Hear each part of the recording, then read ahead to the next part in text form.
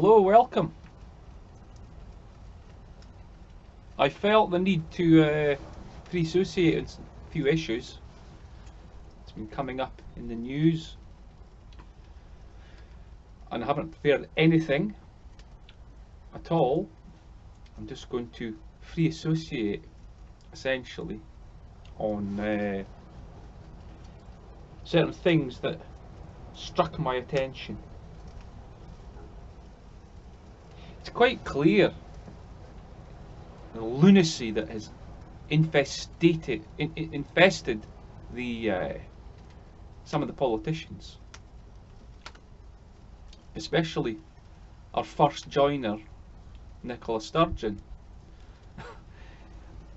As you're probably well aware, hold on, just a bit of ash here. As you're well aware, she suggested in the Scottish Parliament the other day to chop off the bottoms of doors for ventilation,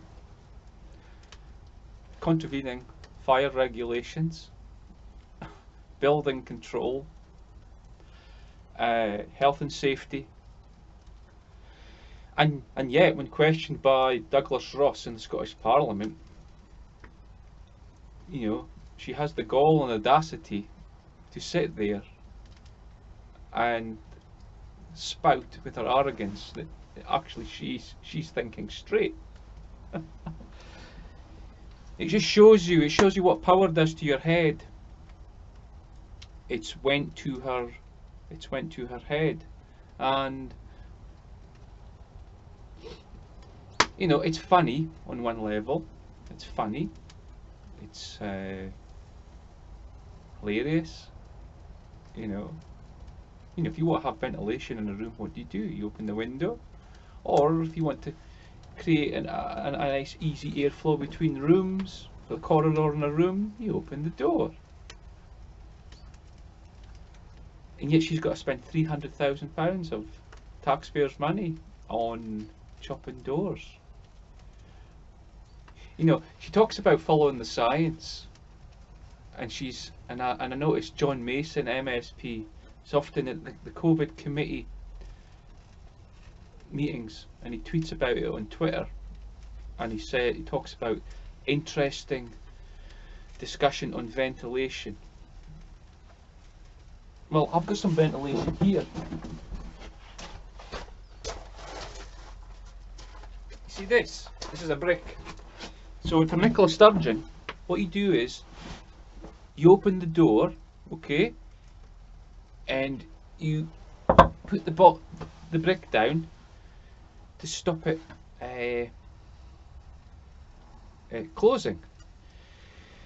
You know, health and safety fascists might start, well, that's dangerous having a brick there. Oh well, okay, put a door stop then. You know, you could get one of those you know, traffic cones or some of that tape and put a warning. You know, when they clean floors, they put warning signals round, you know, because people might break their leg. You could do that, you know. It's probably a lot less than £300,000 a brick, or a traffic cone and some tape. So maybe she could do that, you know. But all that aside, the political theatre of Hollywood, where the opposition's is as much use as a candle next to the sun,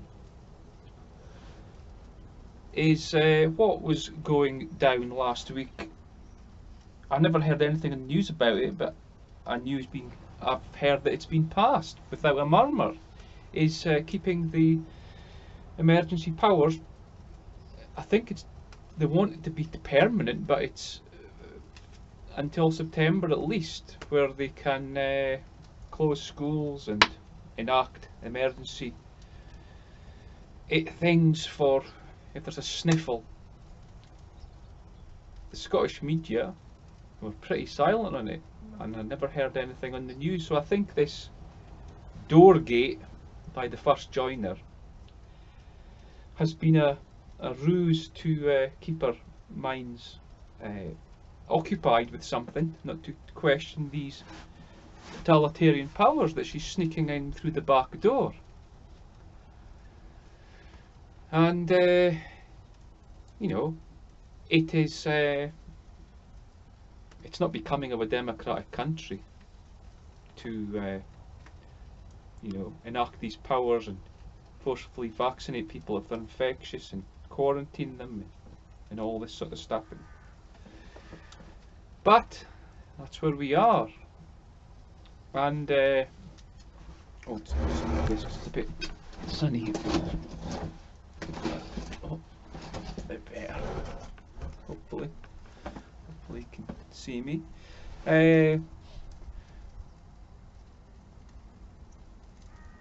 What was also, which went unnoticed very much by the opposition in the Scottish Parliament and the Scottish lamestream media, was I think it was an interview that Nicola Sturgeon gave regarding something about being a woman and how women would be better running the world.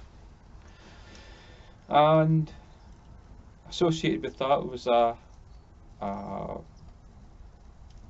picture with something that she said a while ago, was that she hoped she'd never have to shake the hand of a man. Now, these comments that the world would be a better place if it was run by women. Essentially, Nicola Sturgeon's a sexist. She's a misandrist. And it's also, that's inciting hatred against men and boys. Because if such things were said in Scottish schools, for example, or just in wider society, that would be regarded as, it would be regarded as hatred towards women. And rightly so. You know, and to say that, oh, men, the world will be better run by men. Well, that's not necessarily the case. History is showing that there's plenty of male leaders who have been terrible. People basically want competent people, whether it's a man or a woman, to be a leader and be fair, democratic, and it's you know, and what, so Nicola Sturgeon running the world, running Scotland, what does she suggest? Cutting the bottoms of doors? I mean, Nicola Sturgeon gives women a very bad name, I think. Thankfully, there's many able and competent and stable minded people, scientists, doctors, engineers, who are female, who contribute to this world in a very meaningful way, which I welcome. So Nicola Sturgeon, she really is a bad example of what a good leader should be, with her sexist, misandrist language and her very coercive and shaming language regarding the vaccine. Because she said a while ago, and she keeps reiterating, that people who haven't taken the vaccine are selfish and irresponsible. And she never once raises any concerns about the data which, for young people especially, the risk of myocarditis and pericarditis. And she never raises any concern about the adverse reactions that are taking place with more and more frequency. That's not a competent leader. That's a leader, I think, that is pushing an agenda. A competent leader would look at the data and look at the warning signals and look and be cautious, I think.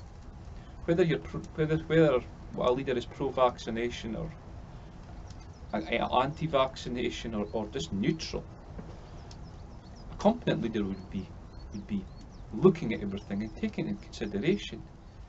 Nicola Sturgeon has a very short memory. The MHRA approved a treatment for vaginal mesh for women who have prolapses. And many women were injured by it. I'm not sure if someone died from it, but the harmful effects of this treatment are still being felt today by many women in Scotland, and it's been in the news recently. The MHRA approved this treatment, and the Scottish Government, as a result, essentially banned it, or maybe in special circumstances that it could be used. But in any case, this was a fully authorised treatment by the MHRA, and now we basically have the Scottish Government had to admit that it was harmful. When will we hear the concerns about the vaccine for COVID-19? You know, when will we hear about that? That remains to be seen. It remains to be seen. The arrogance of Nicola Sturgeon, shaming people, calling them irresponsible and selfish. Bodily integrity. Now, this is another thing that's been missed by the opposition and the media. Nicola Sturgeon's all about refugees welcome, and of course there's a humanitarian ethical question when it comes to people fleeing countries which are war torn, and people are seeking a safe refuge. Now, all the political debates on all the sides of regarding immigrants coming to this country, putting all that aside, in Nicola Sturgeon's Scotland, under the coronavirus regulations that they want permanent, is all about vaccinating people, taking away their bodily integrity, taking away their informed consent.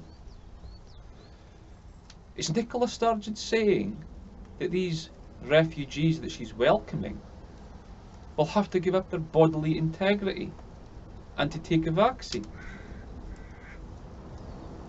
I mean, that doesn't sound like a welcoming Scotland.